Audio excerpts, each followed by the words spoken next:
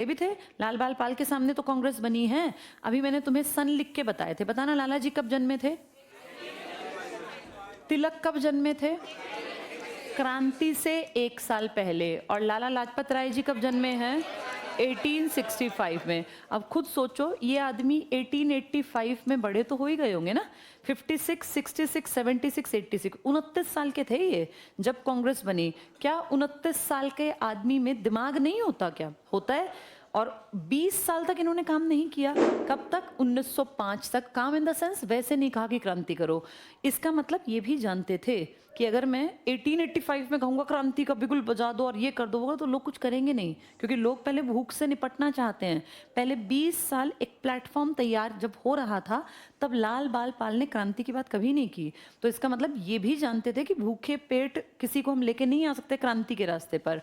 अगर ध्यान से देखो तो यहाँ आते आते तो इनकी एज भी तो कितनी बड़ी हो गई। फिर इन्होंने लाल बाल पाल ने इकट्ठे होके वो क्रांति और वो सब एक थॉट दिया। उससे पहले इन्होंने थॉट नहीं दिया था। ये जानते थे कि हमारे कहने से भी लोग हमारे पीछे चलेंगे नहीं। आगे जाके ना इन्होंने 1905 से पहले, जब तक ये लाल बाल पाल की तिकड़ी बनी, उससे पहले इन्होंने 2 उत्सव मना दिए थे।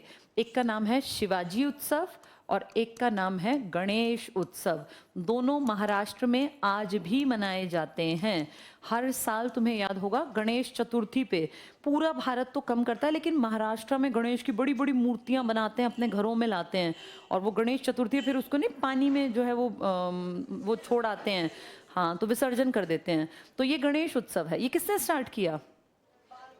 ये किया था तिलक ने, महाराष्ट्र में। पहले भी था लेकिन इतने बड़े ग्रैंड लेवल पे नहीं था। शिवाजी कौन? हमारे वीर शिवाजी, छत्रपति वीर शिवाजी, उनके नाम पे, क्योंकि महाराष्ट्र की रगों में सब लड़कों को लगता था कि शिवाजी सबसे ताकतवर थे, छत्रपति, तो उनको शिवाजी के नाम को यूज करके इकट्ठा करना कंपैरेटिवली आसान था। इन 2 उत्सवों पे वो पूरी भीड़ इकट्ठी करते और कोई मना भी नहीं कर सकता, भाई उत्सव है, फेस्टिवल है। यहाँ जब इकट्ठे होते ना लोग, तो वो माइक पे भाषण देते और लोगों को उकसाते कि क्रांति के लिए काम करो, देश को आज़ाद कराने की विचारधारा बनाओ। तो यहाँ इनको एक प्लेटफॉर्म मिला। इससे पहले इन्होंने कुछ अखबार निकाले। पढ़े लिखे लोगों को बदलने के लिए ना उस जमाने में अखबार निकालना एक प्रचलन था, एक ट्रेंड था। तो इन्होंने 2 अखबार निकाले। एक का नाम था केसरी और एक का नाम था मराठा। मराठा मराठी भाषा में नहीं था, अजीब बात है। मराठा इंग्लिश में था और केसरी मराठी भाषा में था। उल्टा है, मराठा मराठी में नहीं था। मराठा किस में था? इंग्लिश में। और केसरी किस में था? मराठी। इन अखबारों को पढ़ पढ़ के लोग इंप्रेस होते कि भाई बड़ा अच्छा विचार है, देश में क्रांति करनी चाहिए, आज़ादी कोई भीख में मांगने की चीज़ नहीं है, आज़ादी छीन लेनी चाहिए। ये लोगों के दिमाग बदलने का काम करते थे। और फिर 2 उत्सव में ना थोड़े कम पढ़े लिखे और अनपढ़ भी इकट्ठे होते थे। ये तो सिर्फ पढ़े लिखों का टारगेट था, लेकिन जो कम पढ़े लिखे हैं, गाँव के हैं, वो उत्सव में ज़रूर जाते। वहाँ फिर उनको अपनी बातों से इंप्रेस करते कि भैया देश को, राजनीति को ताकतवर लड़के चाहिए। और ऐसा करते करते इन्होंने एक बैकग्राउंड तैयार किया। उसी बैकग्राउंड के कारण 1905 में इन्होंने ये कहना शुरू किया कि बुजुर्गों के काम करने का तरीका हमारी समझ से बाहर है और ये कोई याचना की भीख में मांगने वाली चीज़ नहीं है। इन्होंने जब ये थॉट दिया तो इनकी तिकड़ी फिर इकट्ठी तुरंत से हो गई। लाला लाजपत राय, बाल गंगाधर तिलक और बिपिन चंद्र पाल। और ये क्योंकि गुस्से वाले थे, थोड़े से चीज़ों को छीनने में विश्वास करते थे, इसलिए इनका दल क्या कहलाया? गरम दल। तो गरम दल पहले क्यों नहीं बना? क्योंकि पहले लोग इकट्ठे ही ना होते, इनसे कोई इंप्रेस ही ना होता, इनकी किताबें कोई ना पढ़ता। तो पहले किताबों पे, अखबारों पे काम किया, उत्सवों पे काम किया, मेंटली प्रिपेयर किया भीड़ को, फिर भीड़ को अपने पास खींच के लाए लाल बाल पाल। तो ये कारण था। आगे देखो, हम पहुंचे हैं कौन से पॉइंट पर हैं? ये 1888 ना, 18, हाँ, ये पॉइंट एक बार दोबारा पढ़ लो। दिसंबर 1885 बंबई में हुए पहले कांग्रेस के अधिवेशन में 72 सदस्य थे। सभी अंग्रेजी पढ़े लिखे लोग थे, जिनमें विशेषकर वकील, तो पैसे वाले, व्यापारी, बंबई और बंगाल के जमींदार थे। ये बंबई और बंगाल क्या अमीर इलाके भी थे? व्यापार के 3 ही तो केंद्र थे, बंबई, बंगाल और मद्रास। इन तीनों में से ऊपर के 2 जो थे तो ताकतवर थे, ये पैसा था इनके पास।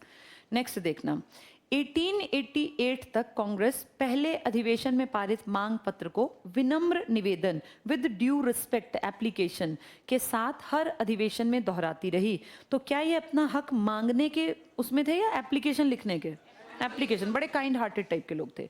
नेक्स्ट पढ़ना, 1886 में डफरिन ने, अभी सोचो ह्यूम ने अभी संस्था एक ही साल हुआ है, डफरिन ने ह्यूम को कहा ये धूर्त है, पागल है, बेईमान है और न जाने क्या क्या कहा, क्योंकि ह्यूम भारत में होम रूल आंदोलन के मुख्य प्रेरक बन गए थे। अब ये होम रूल क्या है? ये बेटा आयरलैंड का क्रांतिकारियों का एक संगठन था, लिख लो यहाँ, आयरलैंड का क्रांतिकारी संगठन। और आगे जाके इंडिया में भी ये धूम मचाएगा। जब इंडिया में कौन काम करेगा? तिलक और एनी बेसेंट। एनी कहाँ की हैं? आयरलैंड की। तो उसको तो पता था ना मेरे देश में कैसे क्रांतिकारी इकट्ठे हुए थे। यहाँ लिख लो क्रांतिकारी संगठन।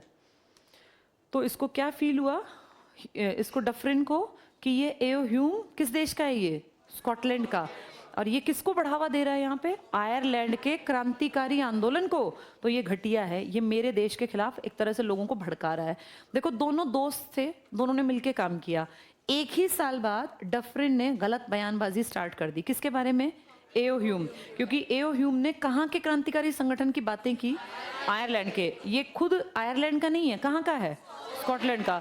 तो इस इंग्लैंड वाले को लगा कि ये मेरे देश की बुराई करता घूम रहा है और ये उस क्रांतिकारी संगठन के बारे में सबको बता रहा है, तो इसलिए इसने कहा। 1889 में इस टाइम पे कौन पैदा हुआ था? नेहरू। नेहरू का बर्थ हुआ था। बम्बई कांग्रेस अधिवेशन सिर्फ पढ़ लो। ब्रिटिश हाउस ऑफ कॉमन्स के सदस्य चार्ल्स ब्रेडला, डबल टिक कर लो, ये इंडिया के लिए काम करेगा, अच्छा आदमी है ये, चार्ल्स ब्रेडला। पढ़ो आगे। उपस्थित थे जो भारतीय मामलों में गहरी रुचि लेते थे। इन्होंने विधान परिषदों में सुधार को लेकर कांग्रेस के सदस्यों की मांगों के अनुसार ब्रिटिश संसद के लिए एक प्रारूप या ड्राफ्ट तैयार करके अपनी संसद में पेश किया। तो एक आदमी है अंग्रेज ब्रेडला, इसने हमारी बातों को बहुत सिस्टमैटिक तरीके से, इसने कहा यार तुम लोगों को लिखना नहीं आता, तुम्हारी कोई एप्लीकेशन नहीं पड़ेगा, तुम्हारी बातों को मैं सिस्टमैटिक लिखता हूँ, ड्राफ्ट करता हूँ और मैं जाके कहाँ उठाऊंगा इस बात को? अपनी संसद में। आदमी बाहर का है, काम हमारे लिए कर रहा है। क्या नाम है इसका? ब्रेडला। एओ ह्यूम कहाँ का है? स्कॉटलैंड का। उसने विचार किसका आगे बढ़ाया? किसका? डफरिन का। लेकिन उसने फिर एक पैरेलल में एक और विचारधारा आगे बढ़ा दी, क्रांतिकारियों की। किस देश की? आयरलैंड। इस बात से कौन चिढ़ा? जो इंग्लैंड का था डफरिन, की स्कॉटलैंड वाला आयरलैंड के विचार को यहाँ घुसा रहा है ताकि लोग क्रांति करें। तो इस तरीके से दो लोग हमारे पक्ष में हो गए हैं। अभी तो एक ही नाम पढ़ा आपने, किसका? ब्रेडला का। ब्रेडला हमारे पक्ष में है। आगे पढ़ना। चार्ल्स ब्रेडला को भारतीय मामलों में अधिक रुचि लेने के कारण ब्रिटिश संसद के लोग इन्हें भारत के लिए सदस्य, वो इनके ऊपर हंसते थे कि भाई तू अंग्रेज नहीं है, तो भारतीयों की पैरवी करता है, ब्रेडला को कहते थे। तो टिक कर लो, भारत के लिए सदस्य। तो पूछ लेंगे बताओ who is known as member for India, और 4 नाम देंगे, कौन है मेंबर फॉर इंडिया? हाँ, तो ये आदमी हमारा नहीं है, लेकिन इसको लगता है कि इंडियंस की बात मुझे रखनी चाहिए और सिस्टमैटिक रखनी चाहिए क्योंकि इनको समझ नहीं है। तो ये इंपॉर्टेंट है, चार्ल्स ब्रेडला। नेक्स्ट पढ़ो। 1885 से 1945 तक भारतीय राष्ट्रीय कांग्रेस पर उदारवादी, टिक कर लो इसको, 20 साल तक उदारवादी नरमपंथी, पढ़ो, कहे जाने वाले नेताओं का वर्चस्व था क्योंकि इनका लक्ष्य था ब्रिटिश सरकार के प्रति निष्ठा, टिक कर लो। ये ब्रिटिशर्स से लड़ने की बात करते थे या एप्लीकेशन लिखते थे? और इनका फेथ था कि ब्रिटिशर्स हमारे ऊपर जरूर ध्यान देंगे, एक दिन नहीं 2 दिन इनका मन कभी पसीजेगा और जरूर ये हमें अपने बराबर समझेंगे, लेकिन ऐसा होगा नहीं। तो ये निष्ठा करते थे। अपनी मांगों को प्रतिवेदन, नोटिस, भाषण, लेख, स्मरण पत्र और शिष्टमंडल 4-5 आदमी जाके के माध्यम से सरकार के सम्मुख प्रस्तुत करना। इन्हें ब्रिटिश सरकार की न्यायप्रियता में पूरा विश्वास था। तो बेचारे शरीफ लोग थे। किसके ऊपर विश्वास करते थे? ब्रिटिशर्स, कि एक दिन इनका मन पसीजेगा और ये हमें अपने बराबर मानेंगे। ये लोग कौन से वादी थे? उदारवादी।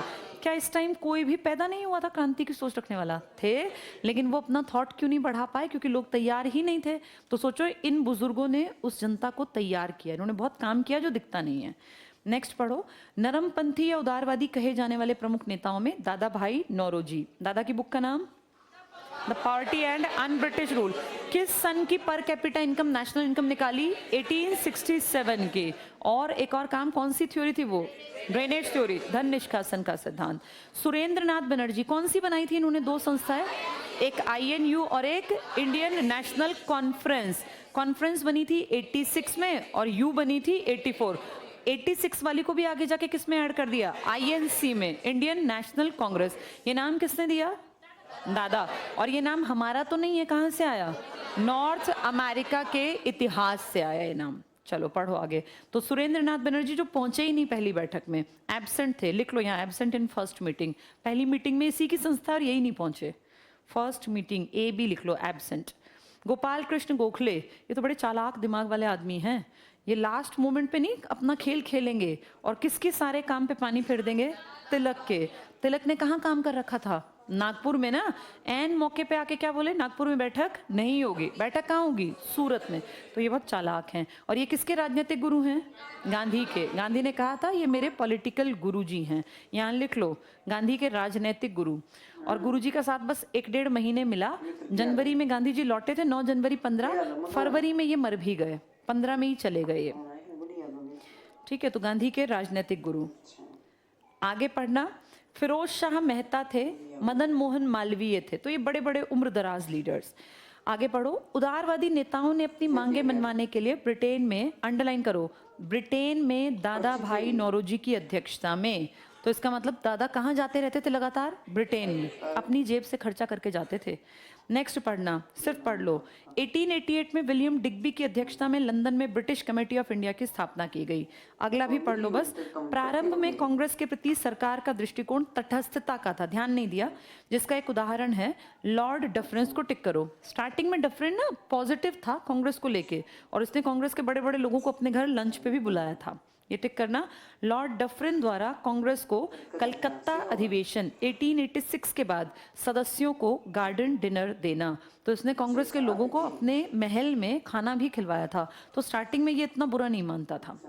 नेक्स्ट पढ़ लो बस। उदारवादियों का आंशिक दबाव, टिक करो।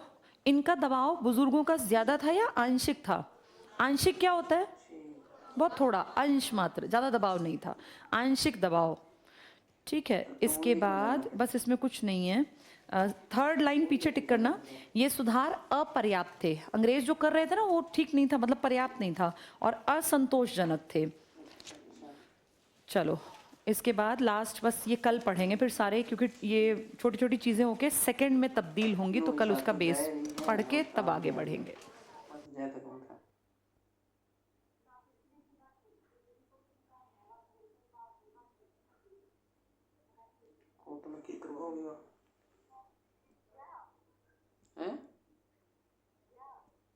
अच्छा, जो भी सही।